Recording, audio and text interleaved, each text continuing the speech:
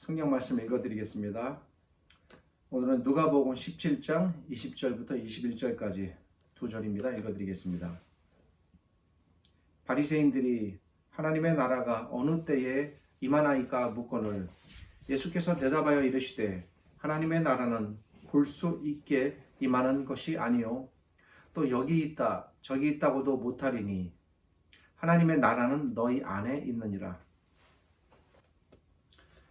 하나님 나라에 관한 우문현답이라는 제목으로 말씀을 드리겠습니다. 꽤 오래전부터이지만 저희가 온누리교회 성경 읽기표에 따라 성경을 읽고 있는데 지난 주간에 누가복음을 읽었습니다. 어제 저희가 누가복음 17장과 18장을 진도에 맞춰 읽었는데 도중에 누가복음 17장에서 우리가 조금 전 읽은 이 본문을 접하게 되었습니다. 원래는 오늘 다른 본문을 전할 생각이었는데 이 부분을 접하면서 이 본문을 전해야겠다라는 생각을 어제 저녁에 하게 되었습니다. 본문은 일단의 바리새인들과 예수님과의 대화가 이루어지는 부분입니다. 매우 짧은 대화 내용이지만 이 안에서 우리가 생각해야 할 매우 중요한 부분이 있습니다. 그것은 하나님 나라에 관한 부분입니다. 바리새인들의 하나님 나라에 관한 질문과 그리고 이 질문에 대한 예수님의 답변을 중심으로 우리가 오늘날 생각하는 하나님 나라가 어떤 나라인지, 그리고 우리는 하나님 나라를 중심으로 어떻게 신자의 삶을 살아야 하는지에 대한 문제 등을 살펴보려고 합니다. 본문을 보면 바리새인들이라고 등장합니다. 그것도 한 명의 바리새인이 아니라 여러 명의 바리새인들입니다. 이 바리새인들이 하나님 나라에 대해 예수님께 질문한 것입니다. 예수님께서 계시는 곳에 바리새인들이 어떤 이유인지 알 수는 없으나 몇몇 사람들 혹은 그 이상이 주변에 모였습니다. 대체로 바리새인들이 예수님께 어떤 질문거리를 가지고 올 때에는 대부분 좋지 않은 의도로 예수님께 다가왔습니다.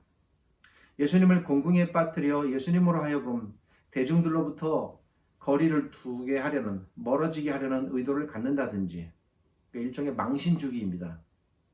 때로는 예수님의 치명적인 약점을 찾아 예수님을 공격하거나 해야 할 명분을 찾기 위해 질문하는 경우들이 많았습니다.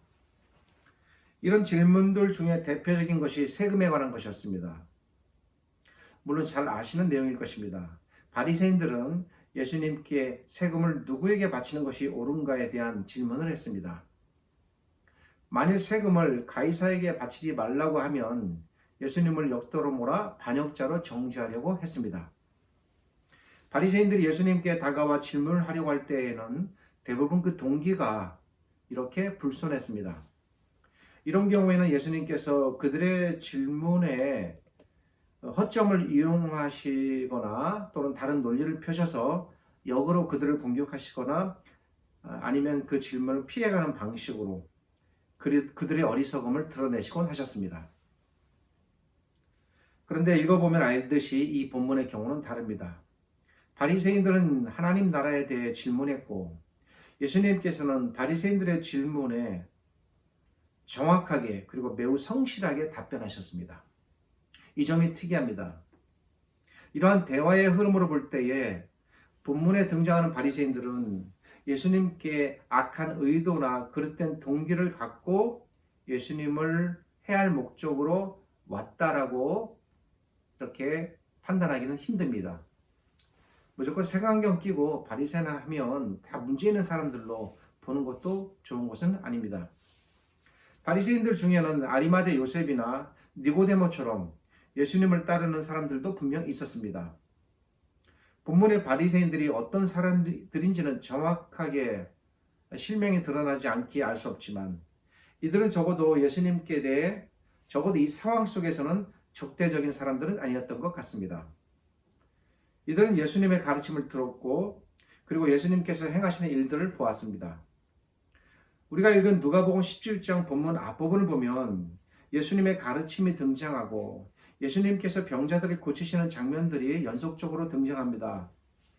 아마도 이들은 이러한 예수님의 가르침과 행동들을 보고 들으면서 나름 예수님께 대한 긍정적인 시선을 갖고 예수님을 인식했던 것 같습니다. 바리새인들은 당시 율법의 정통했고 이 바리새인들 속에서 율법 전문가라고 하는 율법 선생이나 랍비 그리고 서기관들 이런 사람들이 배출됐습니다. 그들 전부가 바리새인이라는 이 거대 그룹의 소속입니다. 그런 그들이 예수님께 찾아왔습니다.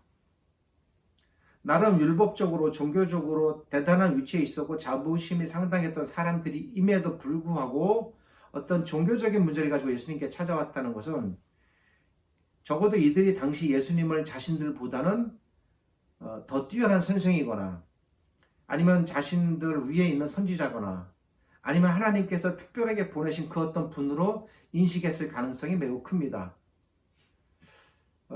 이런 인식이 있었기에 예수님께 대해 자신들도 뛰어나다고 생각하는 그들이 스스로 예수님께 나아올 수 있었습니다. 뭔가 질문할 때는 나보다 낫다고 생각할 때 질문하는 것이죠. 못하다고 생각하는 사람한테 질문하지는 않을 것입니다. 예수님께 나와 그들이 하는 질문은 그들이 평소 매우 궁금해했던 문제였습니다. 당시 유대인들, 그러니까 바리새인들을 중심으로 한 이 종교 그룹들이 갖고 있는 대표적인 그 영적인 요지, 질문의 큰 두 방향이 있는데 그것은 구원에 관한 문제였고 왜냐하면 모든 율법이 구원으로 맞춰져 있었으니까. 그리고 또 하나는 하나님 나라에 관한 것이었습니다. 그리고 이와 파생돼서 연관되어 있는 메시아 문제였습니다. 니고데모라는 바리새인은 그 중에 구원에 대한 문제점을 심각하게 인식했고 그래서 예수님께 찾아온 경우였습니다. 그런데 여기 나오는 이들은 하나님 나라에 관한 문제를 또 갖고 있었습니다.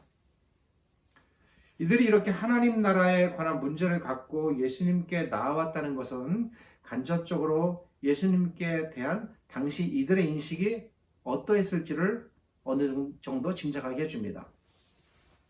그 인식은 구체적으로 예수님을 하나님의 아들이나 또는 그리스도로 인식하는 수준에까지 이르렀는지는 이렇다 저렇다 단언하기는 힘듭니다.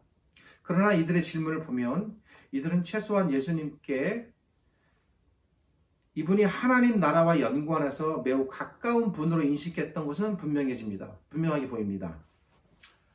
이들은 예수님께서 하나님 나라를 가져오실 수 있는 분이거나 이 정도 인식했으면 대단한 겁니다. 아니면 하나님 나라에 대해서 자신들이 알지 못하는 그 어떤 더 깊은 부분까지도 알고 계시는 좀 뛰어나신 분으로 인식했을 가능성이 높습니다. 그래서 스스로 뛰어나다고 여기는 자신들임에도 불구하고 예수님께 대해 하나님 나라에 대해서 질문하는 것입니다.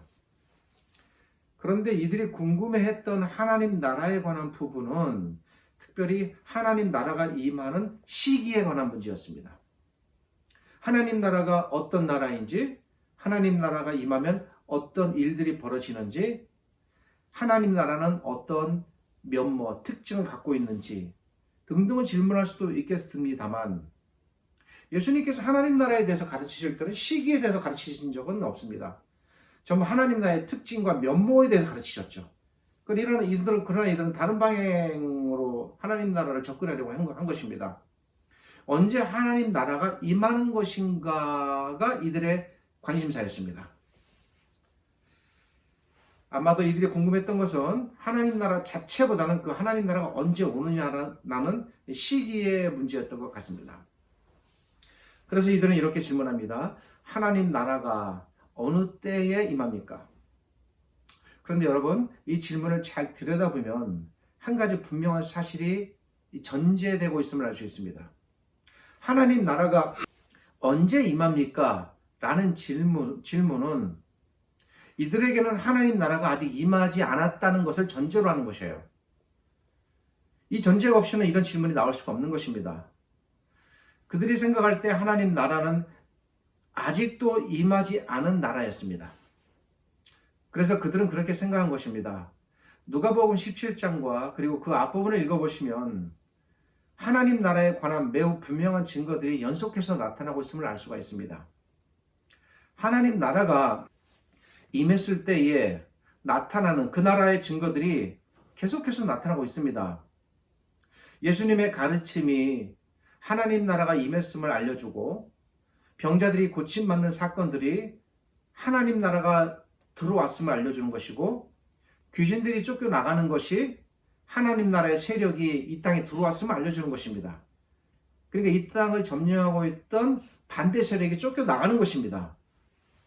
이러한 하나님 나라의 도착 증거들이 나타나고 있음에도 불구하고 이들에게는 그런 증거들이 하나님 나라의 증거로 보이지 않았던 것입니다. 그러나 이들에게 하나님 나라는 도착하지 않은 나라였습니다. 그런 증거들이 있음에도 불구하고요. 그렇다면 예수님의 하나님 나라에 대한 가르침과 병자들의 고침과 귀신들의 쫓겨감을 통해 하나님 나라가 임했음이 보여지고 있음에도 불구하고 이들이 하나님 나라가 언제 임합니까? 라고 질문하는 이유는 무엇일까? 그것은 이들이 생각하는 하나님 나라는 다른 방식의 하나님 나라였기 때문입니다. 이들이 하나님 나라가 자신들의 눈으로 명확하게 임하는 모습으로 나타날 것으로 기대했습니다. 이들은 예수님의 가르침이나 병자들의 고침이나 귀신들의 쫓겨감이나 또는 죄인들의 회개와 돌아옴이 하나님 나라의 증거라고 여겨지지는 않았습니다. 이런 모든 것들은 눈에 보이는 증거들이 아닙니다. 이들에게 이런 것들은 단순한 이적이고 하나님 나라와는 거리가 먼 일들이었습니다. 이들에게는 하나님 나라가 보이지 않았습니다. 이들은 하나님 나라가 임하면 눈에 보이는 분명한 증거가 있을 것이다 라고 생각했던 것 같습니다. 추측컨대 모세 시대와 같은 일들이 벌어지거나 엘리야 시대와 같은 일들이 벌어지거나 또는 출애굽과 같은 명백한 민족의 회복 사건이 일어날 것이라고 기대했던 것 같습니다. 적어도 이들은 하나님 나라가 임하면 눈에 보이는 그 땅에 이 땅의 정부들이 그렇게 그 나라의 권능으로 쫓겨갈 것이다 라고 생각했던 것 같습니다. 이들은 하나님의 나라가 눈에 보이는 현상 또는 육안으로 식별 가능한 방식으로 임할 것이다 라고 생각했습니다. 그러나 마태복음 4장 17절은 이미 분명 하나님 나라가 임했음을 증거하고 있습니다. 예수님께서 광야에서 나오시고 공적으로 하나님 나라가 임했음을 선포하셨습니다. 예수님께서 이리 증거하셨습니다. 회개하라, 하나님 나라가 가까이 왔다. 여기서 가까이 왔다는 말은 물리적으로나 또는 시간적으로 곧 임한다는 말이 아닙니다. 이 말은 하나님 나라가 이미 임했다는 말입니다. 그것을 가까이 왔다라고 완곡적으로 표현한 것입니다. 하나님 나라가 이미 임했으니 너희는 하나님 나라를 맞으라. 그렇게 맞기 위해서는 어떻게 해야 한다? 회개하라. 회개하는 것이 하나님 나라, 이렇게 임한 하나님 나라를 맞는 것이다. 말씀하시는 것입니다. 선포하셨습니다. 이렇게 이미 하나님 나라는 임한 상태였습니다. 그리고 예수님께서는 그렇게 하나님 나라가 임했음을 자신의 사역을 통해서 증거하시는 것입니다. 어찌 보면 예수님의 그 3년간의 사역 전체를 한마디로 요약한다면 그것은 하나님 나라에 대한 증거라고 할 수 있겠습니다. 천국에 대한 수많은 가르침으로 증거하셨고 다양한 도저히 사람의 힘으로 고칠 수 없는 병자들을 고치심으로써 하나님 나라가 각 사람들에게 침투에 들어감을 보여주셨고 또 귀신들을 내쫓음으로써 하나님 나라가 영적으로 악의 세력을 물리쳐 이 땅에 점령에 들어왔음을 보여주신 것입니다. 그러나 하나님 나라는 이렇게 분명 임했음에도 불구하고 바리새인들에게 그들에게는 하나님 나라가 아직 임하지 않은 나라였습니다. 이유가 무엇일까요? 왜? 그들에게는 하나님의 나라가 자신들의 눈에 보이지 않았기 때문입니다. 그들의 입장에서 볼 때는 하나님 나라는 분명 보여야 하는 나라인데 그 나라가 눈에 안 보이니 하나님 나라는 오지 않은 것입니다. 자기들에게. 그들에게 하나님의 나라는 눈에 보이는 나라여야 합니다. 그들에게 하나님 나라는 손으로 만져져야 하는 나라입니다. 제가 비유적 표현을 드리자면 그들에게 하나님 나라는 어떤 방식으로든 경험할 수 있는 나라여야 합니다. 그들에게 하나님 나라는 느껴져야 합니다. 눈으로 볼 수 있고 손으로 만져져야 하고 마음으로 경험되고 감동되어야 하는 나라입니다. 그런데 그들에게 그런 하나님 나라가 보이지 않고 만져지지 않으며 경험되지 않으니 질문하는 것입니다. 하나님 나라가 언제 옵니까? 이미 와 있는데. 이미 하나님 나라가 임했고 그 나라의 확장이 지금 죄인들의 회개를 통하여 이루어지고 있고 수많은 사람들이 그 나라 안으로 지금 막 들어오고 있는데 그들은 여전히 바보 같은 질문을 합니다. 하나님 나라가 언제 옵니까? 기차가 이미 도착했는데 시계를 보면서 언제 기차가 오지? 질문한 것과 똑같습니다. 바보 같은 질문입니다. 이에 대하여 예수님께서 책망하지 않으시고 현명하게 답변해 주십니다. 예수님께서 이리 답변하십니다. 아니다. 하나님 나라는 눈에 보이는 나라가 아니다. 이 정확하고 아주 자상하신 예수님의 답변을 볼 때 적어도 바리새인들의 질문 자체는 순수했다라고 저는 평가합니다. 다른 악한 의도는 없다고 볼 수 있습니다.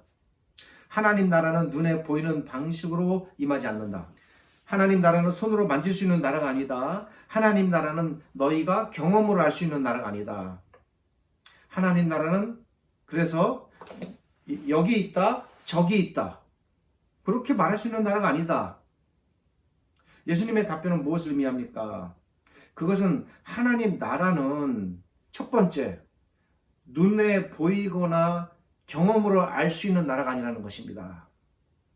적어도 이 점에 있어서 우리 신자들이 하나님 나라를 느끼지 못하는 것과 그리고 비신자들이 전혀 하나님 나라에 대하여 인식하지 못하는 것은 같아요.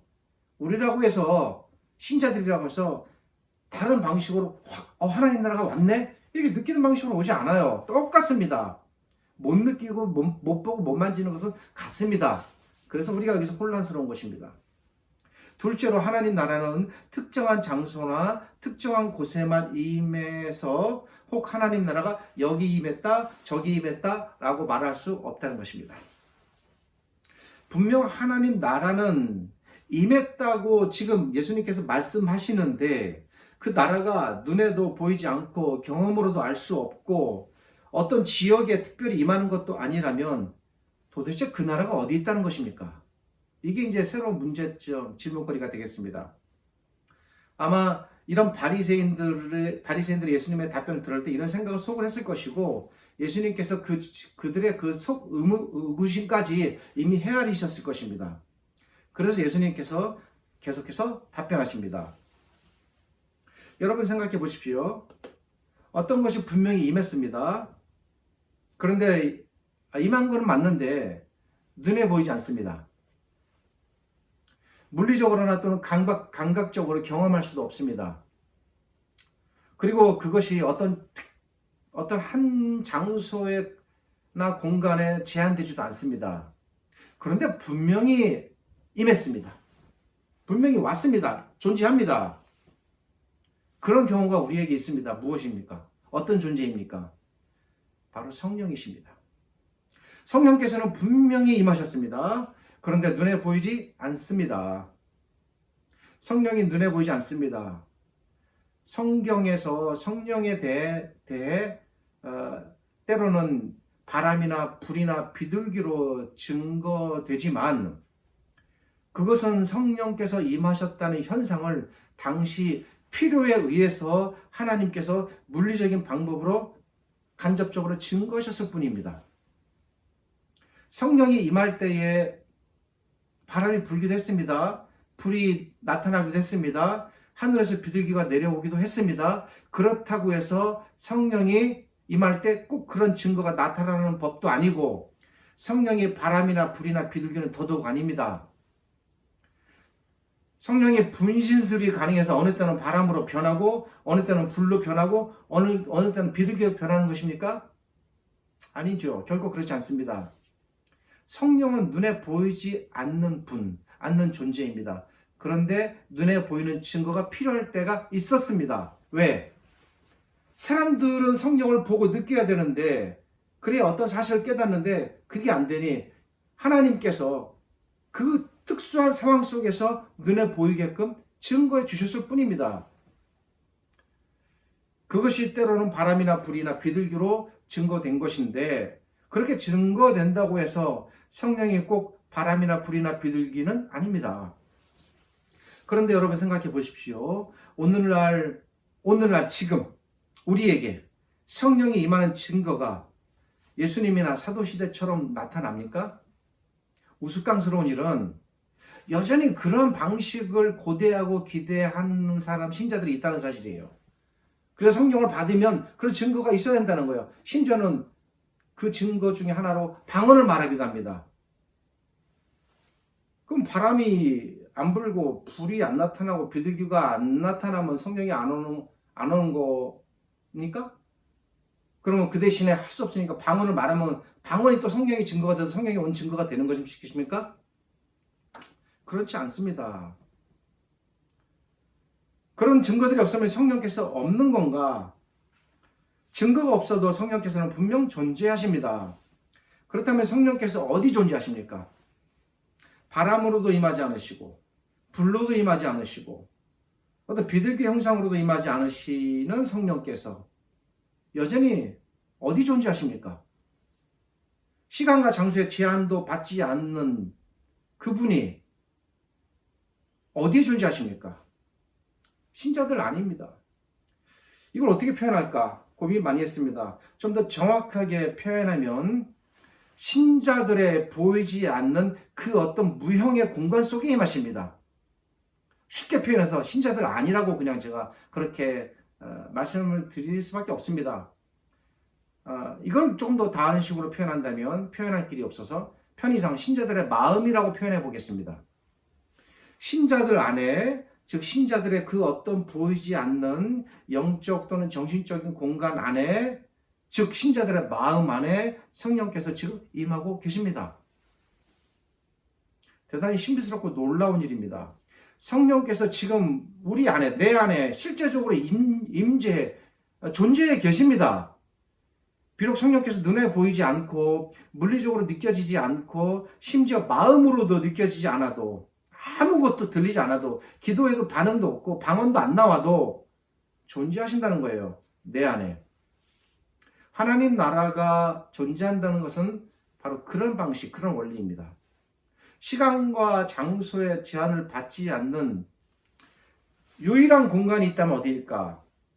신자들의 마음입니다. 바로 신자들입니다. 신자들 안에 성령께서 존재하듯이 신자들 안에 하나님 나라도 같은 방식으로 존재합니다. 이것을 편의상 예수님도 이렇게 표현하셨습니다. 21절입니다. 또 여기 있다 저기 있다고도 못하리니 뭐예요? 하나님의 나라는 너희 안에 있느니라. 시간의 제한도 장소의 제한도 물리적인 제한도 없는 유일한 곳 어디입니까? 우리들 안에. 하나님 나라는 어떤 장소에 임하는 것이 아니다. 하나님 나라는 눈에 보이거나 경험으로도 알 수 있는 나라가 아니다. 여러분 혼동하지 마십시오. 아무리 기도 많이 하고 아무리 금식하고 울부짖고 땅을 치고 통곡하고 온갖 고난을 다 받아들여도, 옛날에 그랬죠. 수도사들이.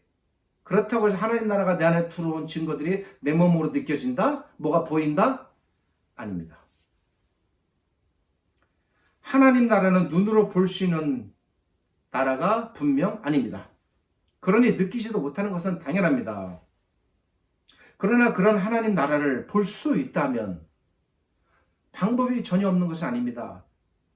볼 수 있는 방법이 있습니다. 그것은 우리의 물리적 또는 신체적인 눈이 아닌, 굳이 이름을 붙이자면 믿음의 눈입니다. 신체적인 눈으로는 볼 수 없지만 믿음의 눈으로는 하나님의 나라를 볼 수 있습니다. 믿음의 눈으로 보면 보이지 않던 많은 것들이 보입니다. 믿음이라는 눈을 뜨게 되면 보이지 않던 존재들과 보이지 않던 세상이 보입니다. 보이지 않는 존재는 성령이시오, 보이지 않는 세상은 하나님의 나라일 것입니다. 믿음의 눈을 갖게 되면 예수 그리스도께서 하나님 나라의 왕이심이 보이고 믿음의 눈으로 보면 그분께서 가져오시는 하나님 나라가 이렇게 내 안에 있음이 보이고, 또 믿음의 눈으로 보면 보이지 않던 성령께서 내 안에 그 나라와 더불어 이렇게 계시는 모습이 보일 것입니다. 예수 그리스도를 진정으로 따르고 그분을 믿음으로 받아들이는 참되고 거룩한 신자들의 이 믿음의 눈에는 이렇게 하나님의 나라가 보입니다. 그렇다면 역으로 생각해 볼 때 이 바리새인들의 눈에 하나님 나라가 보이지 않는 것은 무엇을 의미할까요? 즉 그들에게 하나님 나라를 볼 수 있는 이 보이지 않는 믿음의 눈이 없었음이 증거되는 것입니다. 자신들과 마주하고 있는 분이 그리스도시며 하나님의 아들이시고 하나님 나라의 주인이시며 하나님의 나라를 가져온 왕으로 지금 이렇게 계신다는 사실이 안 보입니다. 예수 그리스도가 제 모습 그대로 보이지 않으니 당연히 하나님 나라도 보이지 않는 것은 당연할 것입니다. 예수 그리스도에 대한 믿음이라는 시야가 없으니 하나님 나라의 모습도 그들에게는 보이지 않는 나라였습니다. 하나님의 나라는 이미 임한 나라였음에도 불구하고 그들에게 하나님 나라는 다른 세상에나 존재하는, 앞으로 올 수밖에 없는, 존재하지 않는 나라였습니다. 이런 것이죠. 실제로 존재하되 그들에게는 실제하지 않는 나라였습니다. 오늘 말씀을 전하면서 혹 우리 신자들에게 하나님 나라가 그런 나라가 아니기를 바랍니다. 그래서 염려되고 안타까웠습니다. 이미 성령께서 임하셨음에도 불구하고 계속 성령을 보내달라고 부르짖는 신자들처럼 무엇을 원하시는 겁니까 도대체? 이미 하나님 나라가 우리 속에 임했음에도 불구하고 아직도 하나님 나라를 기다리고 있고, 하나님 나라는 임하지 않았다고 생각하고 하나님 나라는 멀었다고 생각하는지는 않은지, 물론 그렇게 말하지는 않겠죠. 그러나 적어도 그들의 삶의 방식과 보여지는 모습을 보면은 하나님 나라와는 거리가 먼 것 같습니다. 예수님의 말씀처럼 하나님 나라는 여기 있다 저기 있다 말할 수 있는 나라가 아닙니다. 하나님 나라는 우리 신자들 안에 이미 임했고 그것도 아주 가득하게 풍성하게 임해 있습니다. 무엇을 의미합니까? 그것은 우리가 이미 하나님 나라의 시민이요 백성이 되었다는 사실을 알려주는 것입니다. 예수님의 이 답변 속에는 이런 의미가 다 들어있습니다. 단순히 하나님 나라의 존재 여부만을 말씀하시는 것이 아니라 신자들 안에 들어와 있다는 걸 뭘 의미하는 겁니까? 그렇게 하나님 나라를 모시는 너희가 다 하나님 나라의 백성이고 시민이라는 것까지도 이 안에 다 함이 되어 있는 겁니다. 하나님 나라가 임했다는 것, 무엇을 의미합니까? 그것은 우리가 현재 하나님 나라 안에 살고 있고 하나님 나라의 시민이 되었고, 설령 눈으로 볼 수 없고 경험할 수 없다고 해도 하나님 나라가 멀리 있는 나라가 아니라는 것입니다. 하나님 나라가 죽어서나 가는 천국이 아니라는 것입니다. 죽은 자에게만 오는 나라가 아닙니다. 우리는 분명 지금 하나님 나라 안에, 즉 천국 안에 들어와 살고 있습니다. 제 이 말을 오해하지 마십시오. 제가 말로만 드리는 따뜻한 위로가 아닙니다. 저는 그런 위로 거부합니다. 실제하는 나라, 실존하는 나라, 실제로 존재하는 하나님 나라입니다. 이 하나님 나라를 믿음이라는 눈으로 보시라는 것입니다. 이 하나님 나라를 믿음으로 느끼시라는 것입니다. 우리가 지금 이 하나님 나라 안에 들어와 살고 있음을 분명히 인식하고 그리고 깨닫지 못하셨다면 깨닫고 받아들이시기를 바랍니다. 이것이 오늘 제 설교의 목적입니다. 우리가 분명 하나님 나라 안에 살고 있음을 인식하고 받아들일 때 그 나라와 연관된 삶이 우리 앞에 펼쳐질 것입니다. 그런 인식이 희박하고 약화될수록 우리의 삶은 그 나라와 좀 먼 삶이 될 것입니다. 그건 삶이 증거하는 겁니다. 우리 안에 우리가 하나님 나라의 시민이요 백성이라는 존재감이 당당하고 강력하고 분명하면 내 삶을 통해서 하나님 나라의 시민다운 모습이 굳이 누구한테 펴내려고 하지 않았고 말하지 않아도 그냥 나타나는 거예요. 그럼 물이 넘치듯 자연스럽게 넘쳐나는 문제입니다. 그리고 또한 하나님 나라가 주는 특권을 누리게 될 것입니다. 어떤 나라이든지 그 나라의 시민이 되면 그 나라가 주는 특권이 있습니다. 하나님께서 또 마찬가지입니다. 우리에게 하나님 나라를 허락하실 때는 그 나라의 특권까지 전부 허용하시는 것입니다. 하나님 나라의 권능과 하나님 나라의 위로와 소망과 하나님 나라의 헤아릴 수 없는 복락이 다 주어집니다. 이 하나님 나라의 복락과 위로와 소망은 눈에 보이지 않지만 눈에 보이는 이 땅의 그 무엇과 바꾸거나 대체할 수 없습니다. 분명하게 인식하고 믿고 받아들이십니까? 이것 때문에 우리가 죽을 수 있는 거예요. 하나님 앞에서. 어떤 핍박도 고난도 그리고 순교까지도 감당할 수 있는 것이고 또 그런 시간과 상황이 오면은 기꺼이 그렇게 나아갈 힘도 주실 것입니다. 그분이. 저는 적어도 개인적으로 그렇게 믿고 그렇게 여러분 앞에 전하고 살고 싶습니다. 이 하나님 나라의 소망과 위로는 그 어떤 고통과 해로움이 해치지 못합니다. 빼앗아 갈 수가 없는 겁니다. 하나님 나라의 위로와 소망은 죽음도 우리를 이 나라로부터 갈라놓지 못합니다. 사랑하는 신자들이요, 그대들이 진정 하나님 나라의 시민이며 주인입니다. 그러기에 그대들이 현재와 그리고 앞으로도 영원히 하나님 나라 안에 살게 될 것입니다. 이 사실을 언제나 잊지 마시기를 당부드립니다. 기도하겠습니다. 하나님 감사합니다. 오늘 바리새인들과 예수님과 이루어진 짧은 대화를 통해서 이 문맥 안에 함의되어 있는 하나님 나라에 관한 몇 가지 사실들에 대하여 살펴보았습니다. 바라옵기는 저희들도 분명 하나님 나라의 시민이고 왕이신 그리스도를 믿고 따르는 그 나라의 백성이지만 어찌 보면 여전히 우리들의 삶은 시민답지 못한 그리고 풍성하고 넉넉함에도 불구하고 가난하고 궁핍하고 부족한 그런 삶은 아닌가 또 돌아봅니다. 오늘 말씀을 통해서 이런 인식들이 저희 안에 더 분명하게 하시고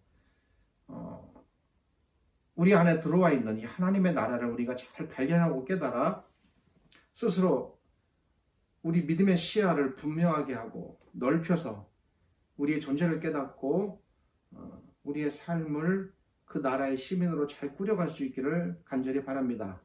물론 이런 모든 일들도 우리의 생각과 노력으로 이루어지는 것이 아니라 우리 안에 계신 성령께서 친히 우리를 이끄시는 일임을 압니다.